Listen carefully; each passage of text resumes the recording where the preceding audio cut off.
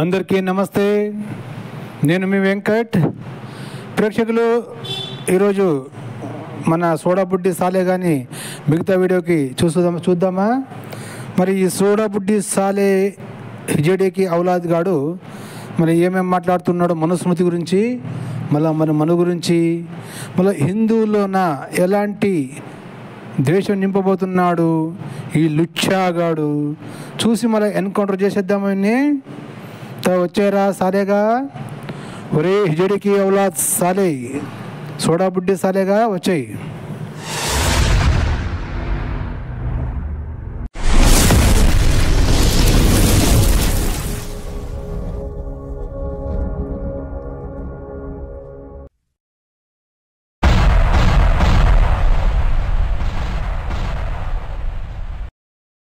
आओ हिजड़े की औलादा, तेरी ही कमी थी। जब तक हमारे देश के हिस्से में तेरे जैसे आएंगे ना, हमारे देश का इसी तरह कल्याण होता रहेगा। नमस्ते. మనువుగాడు ఆ లుచ్చ, ఆ మనువు అనే లుచ్చ స్త్రీలకు ఆపాదించిన విషయాలు ఏవైతే ఉన్నాయో అవన్నీ మీకు ఆపాదించుకోండి. అరే ఒరే లుచ్చా హిజడీకి ఔలాద్ సాలేగా, స్త్రీలకి ఆపాదించినవన్నీ మాకు ఆపాదించుకొని చూసే అవసరం ఏముంది బేస్తలే మాకు. ఓబే పోన్రా, నీకు ఒకటి విషయం ఆడతానరా. ఇప్పుడు నీవు నాస్తికుడు అని చెప్పుకుంటున్నావురా, మళ్ళీ మా హిందువుల కోసం ఉన్న మన ధర్మశాస్త్రం గురించి మాట్లాడడానికి నీకు ఏం అర్హత ఉంది రే సాలే? అది మా హిందువులది కదా. ఇప్పుడు షరియా కానూన్ ఉందిరా ముస్లింలా, మరి దాని గురించి మాట్లాడుతావు బేస్తాలే నువ్వు నాస్తికుడు. షరియా కానూన్ ఎవరి కోసం చేసుకున్నారా? వాళ్ళు ముస్లిం కోసం చేసుకున్నారు. వాళ్ళు దాని గురించి మాట్లాడుతావు బేస్తాలే నువ్వు నాస్తికుడు. ఓబే హిజడీకి ఔలాద్, దాంట్లో ఉన్న సమానతలు, ఈక్వల్ రైట్స్ ఉండవే లేదా అందరికీ, ఆడవాళ్ళకి మగవాళ్ళకి? మనం స్టడీ చేసుకొస్తే దాని గురించి మాట్లాడతావు అసలు నువ్వు. మరి దాని గురించి మాట్లాడినప్పుడు మా హిందువుల గురించి మాట్లాడే నీకేం అర్హత ఉండబే నాస్తికుడు హిజడీకి ఔలాద్. ఏమంటారు ప్రేక్షకులు? కామెంట్లు తెలియజేయండి మీ అభిప్రాయాన్ని. చెప్పు వేస్తాను రా, చెప్పు. రారా గజ్జుకుక్కద్దా, పిసికేసుకుంటే ఏమొస్తుందిరా? రసం తప్ప బత్తాయిల్లరా? చెప్పండి. అరే ఈక్వాలిటీ ఉండాలి, హక్కులు అనేవి ఒకటే. హక్కులు ప్రతి మనిషికి హక్కు ఉంటుంది. ఇప్పుడు మీ హక్కుని మీరు కాదంటే మీకు ఎంత కోపం వస్తుంది? ఒరే హిజడీకి ఔలాద్, మళ్ళీ నేను అదే అడిగాను కదరా. ఇప్పుడు మనధర్మశాస్త్రం చట్టము మన దేశంలో అమలులో ఉందా? దాని గురించి నువ్వెందుకు రసం గారించుకుంటావురా? నువ్వెందుకు పిసుకుంటున్నావు బేసాలే? ఇప్పుడున్న రాజ్యాంగం ప్రకారం కదరా మనం అందరూ బ్రతుకుతున్నది. మళ్ళీ ఇప్పుడున్న రాజ్యాంగంలో ఈక్వాలిటీ, హక్కు అంటున్నావు కదరా సాలే హిజడీకి ఔలాద్. మళ్ళా రాజ్యాంగంలో అందరికీ సమాన హక్కులు ఉన్నావు రే సాలే. మళ్ళీ బాబాసాహెబ్ అంబేద్కర్ రాజ్యాంగం రాశాడని చెప్తారు కదరా. మళ్ళీ ఆ రాజ్యాంగంలో వక్ఫ్ బోర్డుకి ప్రత్యేక చట్టం చేసి ఇచ్చి ఒకరికి, ముస్లింలకి, వాడు ఏ ఆస్తి గిరిజనులది, దళితులది, ఊరే ఈ ఆస్తి మొత్తం మా వక్ఫ్ బోర్డుది అని అంటే వాళ్ళందరూ ఊరు వదిలేసి వెళ్ళిపోవాలంటారా? మళ్ళీ రాజ్యాంగంలో సమాన హక్కు అందరికి ఇచ్చినాడు కదరా మళ్ళా అంబేద్కర్ గారు. మరి వాడు వక్ఫ్ బోర్డు ఈ ప్రాపర్టీ నాది అని అంటే వాడు కోర్టుకు కూడా పోనీకి లేదంట న్యాయం అడగడానికి. మళ్ళీ రాజ్యాంగంలో హక్కులు అంటావు కదా బే. మళ్ళీ హక్కులు అందరికీ సమానంగా లేవు కదరా. మళ్ళీ బాబాసాహెబ్ అంబేద్కర్ రాజ్యాంగం ముస్లింల కోసమే వక్ఫ్ బోర్డును ప్రాపర్టీ చేయించి వాడు ఏది నా ప్రాపర్టీ అంటే అది వాడిదే అంటారా? రేపొద్దున నీ ఇల్లు, నీ కుటుంబం, నీ చుట్టుపక్కల ఉన్న నీ నాస్తికులు అందరి ప్రాపర్టీ మా వక్ఫ్ బోర్డు సంబంధించింది అని నీకు నోటీస్ ఇచ్చాయంటే నువ్వు అక్కడ నుంచి కాల్ చేసి వెళ్ళిపోవాల్సిందే, వాళ్ళకి వదిలేసి. నీవు న్యాయం అడగడానికి కోర్టుకు వెళ్ళడానికి లేదు, పోలీస్ స్టేషన్కి వెళ్ళడానికి లేదు. నీ దగ్గర నీ ఇంటి పేపర్లు, నీ ప్రాపర్టీ పేపర్లు అన్ని డాక్యుమెంట్స్ ఉన్నా నీవు వాడి ఆతులు కూడా పీకలేవు.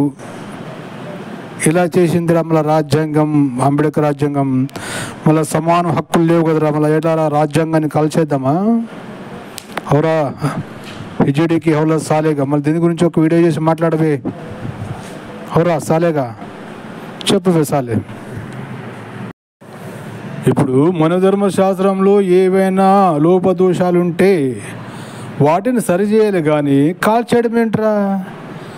ఈ కాల్చేసే పద్ధతి ఎవరు తెచ్చారా? అంబేద్కర్ గారు కదా. అవురా? మళ్ళీ ఇప్పుడు రాజ్యాంగంలో ఈక్వాలిటీ హక్కులు సమానంగా లేవు కదరా, మళ్ళీ ఇలా రాజ్యాంగం కాల్చేద్దామా? లేదా రాజ్యాంగంలో ఉన్న లోపదోషాలని సరిచేయాలనా?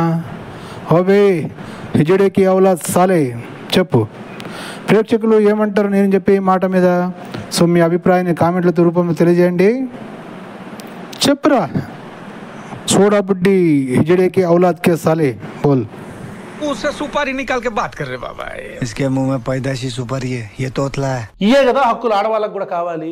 అలాంటి ఒక దుర్మార్గమైన ఒక పుస్తకం రాసిన లుచ్చ అనే మనుగాడు రాసిన పుస్తకాన్ని తగలబెట్టారు. తగలపెడతానే ఉంటాం. మరి నేను కూడా అదే చెప్పాను కదరా, లుచ్చా హిజడీకే ఔలాద్. మన రాజ్యాంగంలో ఈక్వాలిటీ సమాన హక్కులు లేవు కదా. ఒక మతానికి దేశం ఇచ్చి వాళ్ళకి 50 కోట్ల డబ్బులు ఇచ్చి మన దేశం నుంచి మళ్ళీ ఇక్కడ ఉన్న వాళ్ళకి వక్ఫ్ బోర్డ్ అని ఒక కానూను చట్టం చేసించి బాబాసాహెబ్ అంబేద్కర్ గారు మళ్ళీ వాళ్ళకి ఈ చట్టం చేసి ఇచ్చారు కదరా. మళ్ళీ ఇది ఇక్కడ సమానం ఈక్వాలిటీ ఎక్కడుందిరా? మళ్ళీ ఇలాంటి రాజ్యాంగం రాసింది ఏం చేయాలరా? మళ్ళీ రాజ్యాంగాన్ని కాల్చేద్దాం, మళ్ళా కాలుస్తూనే ఉందామా? అవరా లుచ్చాగా ఏమంటారు ప్రేక్షకులు? ఏంట్రా అంబేద్కర్ రాయలేదని అంటారా? మళ్ళీ ఎవరు రాశారా రాజ్యాంగం? అంబేద్కర్ రాశారు, అంబేద్కర్ రాజ్యాంగం అంటే చెప్తారు కదా. వాళ్ళకి హక్కు ఇచ్చింది ఎవరు? మళ్ళీ రాజ్యాంగం ఇవ్వకుంటే ఎవరు ఇచ్చారు? రాజ్యాంగంని ఫాలో అయికేసే మన దేశం నడుస్తుందా?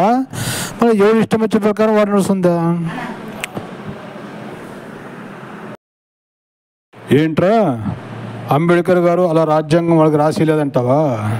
మళ్ళీ ఎవరు రాసించారా వాళ్ళకి? కాంగ్రెస్ వాళ్ళు అంటావా?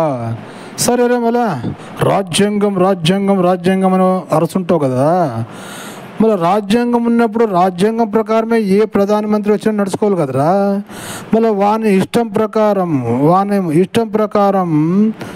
కావలసిన వాళ్ళకి ఎలా కావాలో అలా చట్టం రాసిస్తే ఇంకా రాజ్యాంగం ఎందుకురా పీకడానికా? రాజ్యాంగం అంబేద్కర్ రాసినప్పుడు అది ఆయనకు గౌరవం ఇవ్వాలి కదా. మళ్ళీ ఆయనకి గౌరవం ఇవ్వకుండా ఈ నా కొడుకులు రాజ్యాంగాన్ని ఫుట్బాల్ ఆడారు కదరా. మళ్ళీ ఇన్నేళ్ళుగా ఏం పీకారా మీరు? పోనీ ఇక ముందని తెలిసింది కదా. ఇప్పుడు నేను చెప్పాను కదా, ఇప్పుడైనా ఏం పీకుతారా? దాని గురించి మాట్లాడతారా? రాజ్యాంగం గురించి మాట్లాడతారా? కాంగ్రెస్ గురించి మాట్లాడతారా? అవే కాంగ్రెస్ అంతా మీ తల్లిపిల్లలు కదా, దాని గురించి మాట్లాడరు కదా. అవే హిజడీకి ఔలాద్ చెప్పు.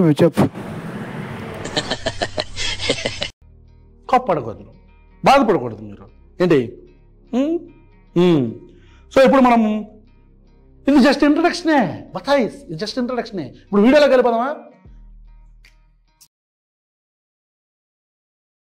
ఒరే బత్తాయిగా నేను కూడా జస్ట్ ఇంట్రడక్షన్ ఇస్తున్నాను నీకు. ఇంకా ముందుంది నీకు ముసల పండగ నా చేతిలో, అర్థమైందా? మెయిన్ కథలో ముందుండవరా? ఇంకా నా మాటలు విన్నా నీకు మూర్ఛ రోగం వచ్చి పడిపోతావు బే సాలే. చెప్పు బే. ఓ చిన్న అనౌన్స్మెంట్, మీకు సర్ప్రైజ్ అనౌన్స్మెంట్ ఒక చెప్పనా? బాగా ముచ్చటేసింది ట్రాలింగ్ చూసి. Actually we're enjoying it, right? We're enjoying it. మీరు ఇలాగే కంటిన్యూ చేయాలి ట్రాలింగ్, ఓకే? Please control. అసలు మీరు ఆపకూడదు, మీరు దయచేసి మీరు ఆపొద్దు. ట్రాలింగ్ ఇలా కంటిన్యూ చేయండి. రే ఎవరు ఆపుతానని చెప్పాడు ట్రోలింగ్? కంటిన్యూ చేయి. నీవి చెప్పాడు ఏందిరా నా లౌడే కేబాల్?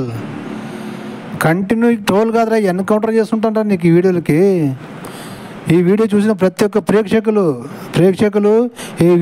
ఈ సోడా బుడ్డి ప్రశ్న కానీ హిజడీకి ఔలాద్ గానికి ముట్టేటట్లా చేయండి, ఓకేనా? చెప్పురా సాలే. అండ్ మా సైడ్ నుంచి మేము ఏం చేస్తామంటే మనుస్మృతి మీద ఒక సిరీస్ ప్లాన్ చేసాం. ఇది ఫస్ట్ ఎపిసోడ్. ఇక్కడ నుంచి మనుస్మృతి మీద ఒక్కొక్క అధ్యాయంలో ఉండే బొక్కలు ఇవన్నీ తీసి చూపిస్తూ ఉంటాం అనమాట, ఓకేనా?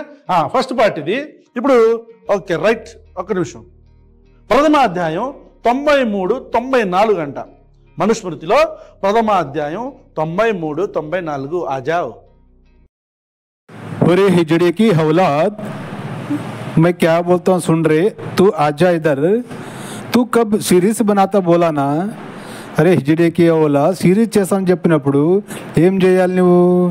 మనుస్మృతి మొదటి పేజీ నుండి చదివి ప్రతి ఒక్క వాక్యానికి అర్థం చెప్పుకుంటూ పోవాలరా. హిజడేకి ఔలాద్ నీకు ఎక్కడో కావాల్సిన దగ్గర వెతుక్కుని మొదటి అధ్యాయము 93, 94 అజావ్ బోల్తే నా బేసాలే. మొదటి అధ్యాయం నుండి మొదటి పేజీ నుండి ప్రతి ఒక్క వాక్యం చదివి చెప్పాలరా జనాలకి. నీ కమీన్ కుత్తేగా నీకు కావాల్సిన జాగా అక్కడే వాక్యాలు ఉంటే ఆ వాక్యాలు తీసుకుని చేస్తే సీరియస్ అంటారు దాన్ని. ఓబే హిజడే కేవలం బోల్ బే సాలే. ఆజా మేరీ బాహమే. ఏడున్నావు అంకుల్? మామూలుగా రాశాడు, ఏడ కూర్చొని రాశాడు. ఎంత ఏంట్రా మామూలుగా రాసలేడు, ఎక్కడ కూర్చొని రాసాడు ఏమంటావా? మళ్ళీ ఎక్కడ కూర్చొని రాసాడు నీకు తెలియదురా మళ్ళా? అరే నీ గాలి మాటలు విన్నాంట నేను. మను గారి గ్రంథాన్ని రాసేటప్పుడు మీ బామ్మమ్మలు అమ్మమ్మలు వాళ్ళతో డింగ్ డాంగ్ చేసుకుంటా రాశాడంటరా. తెలియదా నీకు? అది తెలుసుకోరా మళ్ళీ, అది కూడా తెలుసుకుని చెప్పరా. లౌడే కేబాల్. ఒరే ద్వితీయ wait please bear with me, okay, bear with me. 93, 94 వచ్చేసాం. మనుస్మృతిలో స్త్రీల మీదే కాకుండా మనుషుల మీద కూడా వివక్ష ఉంది. ఎలాంటి మనుషుల మీద?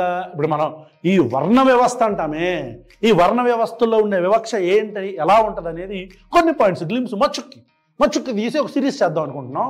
వర్ణ వ్యవస్థలో ఉండే బొక్కలో మనుషుల మీద ఉండే వివక్ష, మనుషులను ఏ రకంగా మనువు అనేవాడు విభజించాడు, వాళ్ళకి మళ్ళీ ఎలాంటి గుణాలు ఆపాదించాడు, మనుషుల్లో మళ్ళీ జెండర్స్ని ఎట్లా డివైడ్ చేసి స్త్రీలను ఎంత నీచంగా ఆలోచన చేసేలాగా మగవాడిని వాడి మైండ్ సెట్ని ప్రిపేర్ అయ్యేలా చేశాడు. ఇవన్నీ cool Bobby cool. Okay, so ఇవన్నీ కూడా మనం మాట్లాడుకుందాం. దీంట్లో ప్రథమాధ్యాయంలో వర్సెస్ వచ్చేసి 93, 94, 95. ఓకే, దీంట్లో డైరెక్ట్గా అర్థం చదివేస్తాం, మనం అవన్నీ నోరు తిరగలే. బ్రాహ్మణుడు బ్రహ్మదేవుని ముఖము నుండి అన్ని వర్ణముల కంటే ముందు పుట్టినాడు. బ్రాహ్మణుడు అంట మనుషుల్ని ముందు వర్ణాల కింద విభజించాడు. ఈ లుచ్చ మనుషుల్ని వర్ణాల కింద డివైడ్ చేసి బ్రాహ్మణుడు అంట ముందు బ్రహ్మదేవుని ముఖము నుండి పుట్టాడంట. ముఖం నుండి మనుషులు పుడతామేందో? నోట్లోంచి పుట్టాడా, ముక్కులోంచి పుట్టాడా, కళ్ళల్లోంచి పుట్టాడా, చెవుల్లోంచి పుట్టాడా? మనిషి ముఖంలోంచి మనిషి పుడతామేంది? నాకు అర్థం కాల. ఏమన్నా మీకు తెలిస్తే కామెంట్ పెట్టండి. रुको जरा, सबर करो, बोला धक्का बुक्की नहीं करने का, आराम से लेने का. हाँ, ఒరే లుచ్చా హిజడేకి ఔలాద్, నీకు అర్థం కాకపోతే మళ్ళీ అడిగినాక తెలుసుకున్న తర్వాత మాట్లాడాలి కదరా. ఇప్పుడు నువ్వు ఏమన్నావురా? మను ఏం చెప్పాడు? బ్రాహ్మణుడు బ్రహ్మ తల నుంచి పుట్టాడు, ముఖం నుంచి పుట్టాడు అని చెప్పావు. ముఖం నుండి మనుషులు పుట్టేది ఏంట్రా? నోట్ల నుంచి పుట్టాడా, ముక్కుల నుంచి పుట్టాడా, చెవుల నుంచి పుట్టాడా, కళ్ళ నుండి పుట్టాడా? నాకు వదరా సాలేగా. ఋషి మహర్షుల జ్ఞానము, వాళ్ళ భాష నీకు అర్థమవుతుందిరా సాలే.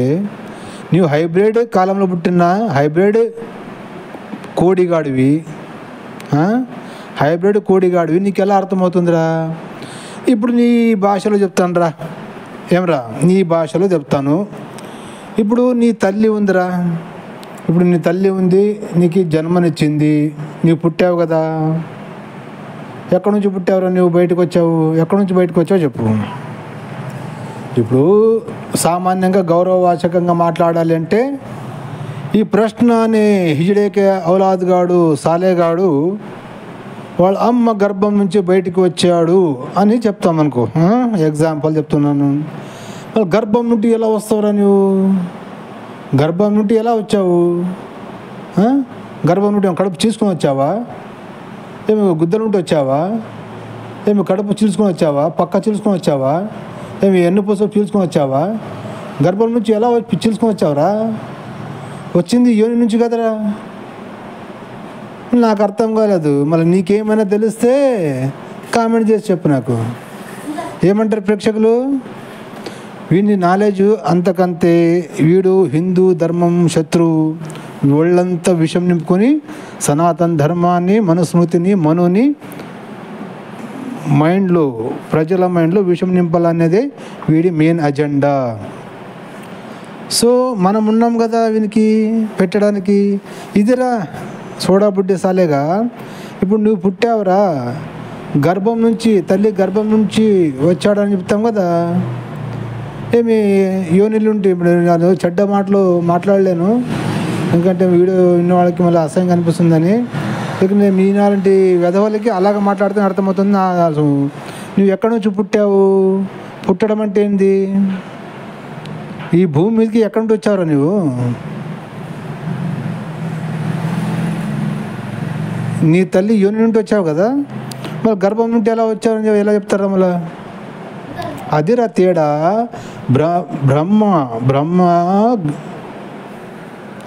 బ్రహ్మ ముఖం నుంచి పుట్టాడంటే అర్థం ఏందో తెలుసురా సాలే నీకు?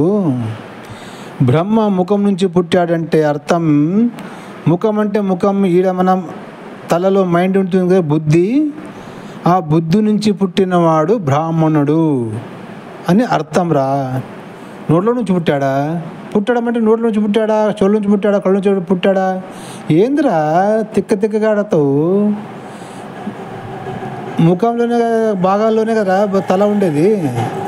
ఆ బుద్ధి, ఆ జ్ఞానాన్ని బోధించేవాడు బ్రాహ్మణుడు. నేను బ్రాహ్మణుడు అంటే మళ్ళీ ఏదో గుడిలో పూజారి, పిలికా జట్టు కట్టుకున్నాడు అనుకుంటావు నువ్వు. అది కాదురా బ్రాహ్మణ అర్థము. బ్రాహ్మణ అర్థము జ్ఞానం బోధించేవాడు, జ్ఞానాన్ని సంపాదించుకున్నవాడు. ఆ జ్ఞానాన్ని సంపాదించుకున్నవాడు జ్ఞానబోధ చేసేవాడిని బ్రాహ్మణుడు అంటారు. అర్థమైందిరా సరే? దీంట్లో ఎవరెవరు వస్తారు? స్కూల్ మాస్టర్లు వస్తారు, లెక్చరర్ వస్తారు, డ్రాయింగ్ టీచర్లు వస్తారు. జ్ఞానాన్ని బోధించే పని ఎవడు చేసినా వాడు బ్రాహ్మణుడే. ఏందిరా అసలు అర్థమైందా? సో బ్రాహ్మణుడు ఎక్కడ పుడతాడు? తలలో నుంచి పుడతాడు, ముఖంలోనే ఉంటుంది కదా బుద్ధి, మెదడు. సో అక్కడ నుంచి పుడతాడు బ్రాహ్మణుడు అనేవాడు. బ్రాహ్మణుడు అంటే జ్ఞానాన్ని బోధించేవాడు అని అర్థం వేసాలి. పుట్టడం అంటే నీలాగా యోనిలో పూకులుంటూ పుట్టడం అనుకుంటావు కదా, అలా కాదు వేసాలి. గర్భం నుంచి పుడతారని ఇక గౌరవవాచకం పదం ఉంటుంది కదా, అలా తీసుకుంటారు మహర్షులు, ఋషిమునిలు. నీలాంటి వెధవలు ఏమనుకుంటారు? నోట్ల నుంచి పుట్టాడా, చెవుల నుంచి పుట్టాడా, కళ్ళ నుంచి పుట్టాడా, చెవుల నుంచి పుట్టాడా? నాకు అర్థం కాలేదు. మీకు ఎవరికైనా తెలిస్తే కామెంట్ చేయండి అంటున్నావు.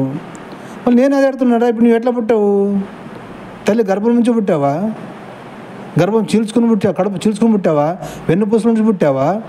మేము పక్కల నుంచి పుట్టావా? లేదా పూకులుంటూ వచ్చావా? దీనికి ఆన్సర్ చెప్పరా నువ్వు? నాకు తెలియలేదు. నువ్వు ఎలా పుట్టావు? పూకులుంటూ పుట్టావా? గర్భం నుంచి పుట్టావా? కడుపు చీల్చుకుని పుట్టావా? నాకు అర్థం కాలేదు. నీకేమైనా తెలిస్తే నాకు కామెంట్ రూపంలో తెలియజేయి. సరేనా? సో ప్రేక్షకులు విన్నారు కదా వీడి అజ్ఞానం. ఈరోజు వీడియో ఇంత చాలు. వీనికి ఎన్కౌంటర్, లేదంటే వాడు మళ్ళీ ఉరేసుకొని చచ్చిపోతాడు ఇంకా. సో మరొక వీడియోతో మెల్లమెల్లగా వీనికి ఎన్కౌంటర్ చేసి చంపేయాలని. సో ప్రేక్షకులు, ఇలాంటి వాళ్ళ మాటల్లో నమ్మి మీరు అజ్ఞానంలోకి వెళ్ళిపోకండి. ఆల్రెడీ మన సనాతన ధర్మం నుండి వెళ్ళిపోయిన ప్రతి ఒక్కరు అజ్ఞానులుగా మారారు. సో జ్ఞానం అనేది అందరికీ దొరకదు. సో ఈరోజుకి మరొక వీడియోతో కలుసుకుందాం. ప్రేక్షకులు, వీడియోని నచ్చితే లైక్ చేయండి, సబ్స్క్రైబ్ చేసుకోండి, 10 మందికి షేర్ చేయండి. ముఖ్యంగా వీడికి వెళ్ళాలి ఈ వీడియో. సో ముఖ్యంగా ఈ వీడియో ఈ సోడా బుడ్డి హిజడీకి ఔలాద్ గానికి వెళ్ళేటట్లా చేయండి. ఎందుకంటే మన హిందువులకి అన్నంత త్వరగా ఈ మెసేజ్ వెళ్ళాలి. ఎందుకంటే మా హిందువులు అమాయకులు, ఎవరు ఏం చెప్పినా నమ్మేసి అతి త్వరగా మోసపోతారు. సో మన హిందూ ధర్మాన్ని, మన దేశాన్ని కాపాడుకోవడం ప్రతి ఒక్కరి బాధ్యత. సో అందుకోసమే మేము చేస్తున్న ఈ ధర్మ పోరాటం, దేశం పోరాటంలో మీరు పాల్గొనండి. మీరు పాల్గొన్నట్లు అవుతుంది దేవుని కోసం. సో ఈ వీడియోని లైక్ చేయండి, సబ్స్క్రైబ్ చేయండి, 10 మందికి షేర్ చేయండి. సో దాని ద్వారా యూట్యూబ్ ఈ మెసేజ్ని ఎక్కువ మందికి పంపే ప్రయత్నం చేస్తుంది. అందుకోసమే మిమ్మల్ని కోరుతాం. డబ్బులు ఏమి ఉండదు, ఓన్లీ ఫ్రీ. ఓకేనా ప్రేక్షకులు? సో మరొక వీడియోతో కలుసుకుందాం.